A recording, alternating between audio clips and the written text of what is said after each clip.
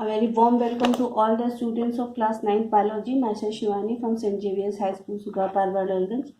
Today we are going to start chapter 1, the fundamental unit of life. Topic: transfer of substances across plasma membrane. तो students, इससे पहले जब plasma membrane का structure बताया था तो ये बात क्लियर की थी कि प्लाज्मा मेम्ब्रेन क्या है, एक थिन फ्लेक्सिबल और सेमी परमिएबल मेम्ब्रेन है जहाँ से चीज़ें क्या होती हैं, सेल के अंदर या बाहर एंटर या एग्जिट करती हैं। तो एज सच ऐसा नहीं है कि सारी चीज़ें बहुत ही इजीली मेम्ब्रेन के एक साइड से दूसरे साइड तक चाहे एंट्री या एग्जिट कर ले। कुछ चीज़ें जो है वो एज सच चली जाती हैं, कुछ चीज़ों को भेजने के लिए एनर्जी खर्च करनी पड़ती है। तो जिस प्रोसेस में एनर्जी इन्वेस्ट होती है, यानी कि सब्सटेंसेस को मेम्ब्रेन के एक साइड से दूसरे साइड में ट्रांसपोर्ट करने के लिए एनर्जी हम खर्च करेंगे, और एनर्जी का करेंसी क्या होता है, यूनिट क्या होता है, एटीपी, एडेनोसिन ट्राइफॉस्फेट। तो जिस प्रोसेस में हम एनर्जी खर्च करते हैं उसको हम कहते हैं एक्टिव ट्रांसपोर्ट। ठीक है। सेकेंड टाइप ऑफ ट्रांसपोर्ट क्या होता है, पैसिव ट्रांसपोर्ट, जिसमें क्या आता है, डिफ्यूजन, फैसिलिटेटेड डिफ्यूजन और ऑस्मोसिस। इसमें क्या होता है, इजिली मेम्ब्रेन के लेयर्स को क्रॉस करके सब्सटेंसेस एक साइड से दूसरे साइड पहुंच जाते हैं अलोंग द कंसंट्रेशन ग्रेडियंट, यानी जहां पे भी हायर कंसंट्रेशन होगा वहां से वो कहाँ मूव करेंगे, लोअर कंसंट्रेशन का। जैसे इससे पहले ऑक्सीजन का, वाटर का एग्जाम्पल दिया था, या फिर CO2 का। जैसे CO2 सेल के अंदर ज्यादा है, सेल के बाहर कम है, तो वो क्या करेगी, सेल के अंदर से सेल के बाहर चली जाएगी। इसी तरह ऑक्सीजन क्या होता है, सेल के अंदर कम होता है, सेल से बाहर होता है ज्यादा, तो बाहर से ऑक्सीजन या वाटर कहाँ जाते हैं, सेल के अंदर। ठीक है। तो डिफ्यूजन, फैसिलिटेटेड डिफ्यूजन या ऑस्मोसिस में कोई भी एनर्जी जो है वो खर्च नहीं होती है। तो वो प्रोसेस जहां पे ट्रांसपोर्टेशन के लिए एनर्जी एक्सपेंड नहीं करनी पड़ती है उसे हम क्या कहते हैं, पैसिव ट्रांसपोर्ट। एक तीसरे टाइप का ट्रांसपोर्ट है जिसका नाम क्या है, बल्क ट्रांसपोर्ट। इसमें ट्रांसपोर्टेशन दो तरीके से होता है, एक होता है एंडोसाइटोसिस और दूसरा होता है एक्सोसाइटोसिस। तो पैसिव ट्रांसपोर्ट का तीनों टॉपिक जो है वो हम लोग डिस्कस कर चुके हैं। ठीक है। डिफ्यूजन भी बताया, concentration to the lower concentration, facilitated diffusion भी बताया है, और ऑस्मोसिस भी बताया है। इसमें ऑस्मोसिस भी क्या है, एक स्पेशल टाइप ऑफ डिफ्यूजन ही है जहां पे चीजें हायर कंसंट्रेशन से लोअर कंसंट्रेशन की तरफ मूव करती हैं। बस एक क्या, ऑस्मोसिस में एक स्पेशल कंडीशन क्या जुड़ जाती है, through a semi permeable membrane से जाती है चीजें। ठीक है। एक्टिव ट्रांसपोर्ट को हम लोग डिफाइन कैसे कर सकते हैं, सब substances need energy to pass through membrane against the concentration gradient that is from low concentration to high concentration. यानी एक्टिव ट्रांसपोर्ट में क्या होगा, कुछ चीजें ऐसी जो होती हैं जो कि कंसंट्रेशन ग्रेडियंट के अगेंस्ट मूव करती हैं। जैसे कि अभी तक हम लोग ने कहाँ से देखा था, हायर से लोअर की तरफ। इसमें क्या होता है, कहाँ जाते हैं, लो से हाई की तरफ। It is a fast transportation process. The cell expend energy in the form of ATP। तो एक्टिव ट्रांसपोर्ट में वो चीजें भेजी जाती हैं या पास ऑन होती हैं जो कि कंसंट्रेशन ग्रेडियंट के अगेंस्ट मूव करती है, ना कि साथ में। पैसिव ट्रांसपोर्ट में चीजें क्या होती हैं, कंसंट्रेशन ग्रेडियंट के अलोंग मूव करती हैं, लेकिन यहाँ पे कंसंट्रेशन ग्रेडियंट के अगेंस्ट मूव करते हैं। तो जब भी कोई चीज हम लोग कंसंट्रेशन ग्रेडियंट के अगेंस्ट मूव करेंगे तो वहां पे क्या होगा, एनर्जी खर्च करनी पड़ेगी। ठीक है। The cell expend energy in the form of ATP, यानी कि जब भी एक्टिव ट्रांसपोर्ट के थ्रू कोई भी चीज पास ऑन होगी तो वहां पे हर बार सेल जितनी बार वो चीजें पास होंगी, एंटर एग्जिट होंगी, उतनी बार सेल जो है वो ATP खर्च करेगा। लेकिन it is a very fast transportation process. तो नॉर्मल सी बात है, जब जहां पे हम लोग पैसा खर्च करते हैं वहां पे हम लोग काम भी क्या होते हैं, फास्ट करते हैं। ठीक है। जहाँ जैसे होता है ना, जहाँ पैसे खर्च होने होते हैं तो वहाँ काम जो है वो फटाफट होता है। तो इसमें भी जो ट्रांसपोर्टेशन होता है वो बहुत फास्ट होता है। सोडियम पोटेशियम पंप इसका एक एग्जाम्पल है। Na+K+ बॉन्ड, यानी कि सेल के अंदर Na+ का आना या सेल से K+ का बाहर जाना, ये क्या है, एक्टिव ट्रांसपोर्ट है। यानी कि इस बार जब भी Na अंदर आएगा या K+ बाहर जाएगा तो सेल हर बार 1 ATP जो है वो खर्च करेगी। सेकेंड है passive transport, movement of molecules, substances such as water, ions and gases etcetera cross cell membrane without need of energy input.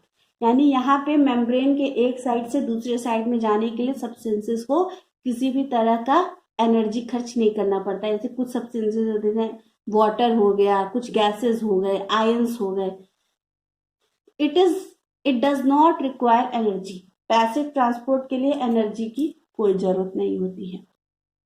That its transportation rate depends on the permeability of the cell membrane and the concentration gradient between cell and surrounding medium. लेकिन passive transport में क्या है, transportation fast भी होगा। कब, जब cell membrane क्या होगा, परमिएबल होगा और कंसंट्रेशन ग्रेडियंट सेल और उसके सराउंडिंग मीडियम का बहुत ज्यादा नहीं होगा। अब ऐसा नहीं होगा कि अगर कंसंट्रेशन ग्रेडियंट बहुत ज्यादा है सेल और सराउंडिंग मीडियम का, तो ट्रांसपोर्टेशन रेट क्या है, स्लो हो जाएगी। जैसे कि एक्टिव ट्रांसपोर्ट में हम लोगों ने पढ़ा कि ट्रांसपोर्टेशन बहुत फास्ट होगा, लेकिन पैसिव ट्रांसपोर्ट के अंदर ट्रांसपोर्टेशन का जो रेट है वो डिपेंड करेगा किसके ऊपर, सेल और उसकी सराउंडिंग मीडियम के परमिएबिलिटी के ऊपर। The main kind of passive transport are diffusion, facilitated diffusion and osmosis, जो कि तीनों टॉपिक हम लोग इसमें पढ़ चुके हैं। आज हम लोग को स्टार्ट क्या करना था, bulk transport. Movement of macromolecules such as proteins और पॉलीसेकेराइड्स इनटू और आउट ऑफ द सेल। सबसे पहली बात, बायोलॉजी के अंदर दो तरह के मॉलिक्यूल्स होते हैं, एक होता है मैक्रोमोलिक्यूल, एक होता है माइक्रो। मैक्रोमोलिक्यूल वो मॉलिक्यूल होते हैं जिनका साइज जो है वो बड़ा होता है, और माइक्रोमोलिक्यूल वो मॉलिक्यूल होते हैं जिनका साइज छोटा है। तो प्रोटीन क्या है, एक मैक्रोमोलिक्यूल है, क्योंकि प्रोटीन किससे बना है, प्रोटीन बना होता है अमाइनो एसिड से, या फिर पॉलीसेकेराइड क्या होते हैं, पॉलीसेकेराइड क्या होते हैं, जैसे कार्बोहाइड्रेट्स के टाइप होते हैं, आप लोगों ने पढ़ा होगा मोनोसेकेराइड, पॉलीसेकेराइड, ओलिगोसेकेराइड। तो पॉलीसेकेराइड में जब कई मोनोसेकेराइड्स ज्वाइन होते हैं तब क्या बनता है, पॉलीसेकेराइड। तो ये क्योंकि बड़े मॉलिक्यूल्स होते हैं, इनका साइज बड़ा है, तो इनको सेल से अंदर बाहर ले जाने के लिए ट्रांसपोर्ट की जो जरूरत होती है उसको क्या कहते हैं, बल्क ट्रांसपोर्ट। बल्क मतलब भारी चीजें। Also called eight vesicle mediated transport. तो बल्क ट्रांसपोर्ट का एक दूसरा नाम भी है जिसे क्या कहते हैं, vesicle mediated transport. Requires the expenditure of energy ATP. तो बिग साइज ऑफ मॉलिक्यूल्स हैं, मेम्ब्रेन के एक तरफ से दूसरी तरफ एंट्री एग्जिट के लिए जब भी एंटर करेंगे या एग्जिट करेंगे, सेल को एटीपी जो है वो खर्च करनी पड़ेगी। एक्सोसाइटोसिस में क्या होता है, materials are exported out of the cell via secretory और exocytic vesicles, also called as cellular vomiting और एफएजी। यहाँ पे क्या होता है कि वेसाइकल मतलब ये सर्कल है, अभी आप लोग आगे गोल्गी apparatus पढ़ेंगे तो वहां भी देखेंगे कि वेसाइकल यानी एक अलग से स्ट्रक्चर बनता है जो कि सेल से सेपरेट होता है। तो यहाँ पे ये क्या होगा कि जैसे कोई भी मटेरियल है वो जैसे ये है, एक सेल से यहाँ गया, यहाँ से बाहर गया, फिर सेल का जो मेम्ब्रेन है वो रप्चर होगा और सेल के अंदर जो भी कंटेंट्स है वो इन्वायरमेंट में रिलीज कर देंगे। इसीलिए एक्सोसाइटोसिस को एक दूसरा नाम भी दिया गया है, सेलुलर वॉमिटिंग या एफएजी। सेलुलर वॉमिटिंग मतलब जैसे हम लोग वॉमिट करते हैं ना, तो वॉमिट करने में क्या होता है, जो भी सब्सटेंसेस अंदर रहता है वो बाहर निकल आता है, तो सेल भी वॉमिट करता है, तो जो भी ये सब्सटेंसेस होते हैं ये क्या होते हैं, सराउंडिंग मीडियम में रिलीज हो जाते हैं। सेकेंड है endocytosis, process of bringing a substance into the cell from outside by engulfing it with the help of cell membrane. अब एक्सो मतलब क्या होगा, बाहर एक्सो मतलब कोई चीज बाहर भेजनी होगी तो एक्सोसाइटोसिस।